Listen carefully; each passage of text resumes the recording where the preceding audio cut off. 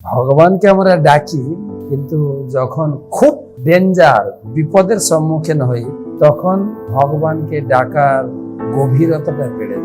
দ্রৌপদী ডেকেছিলেন যখন তার বস্ত্রহরণ হয়েছে। আমারও মনে পড়ে, এর আগেও শুনিয়েছি আপনাদের, যে প্রচারে গিয়ে 92 সালে ভারী বিপদে পড়েছিলাম।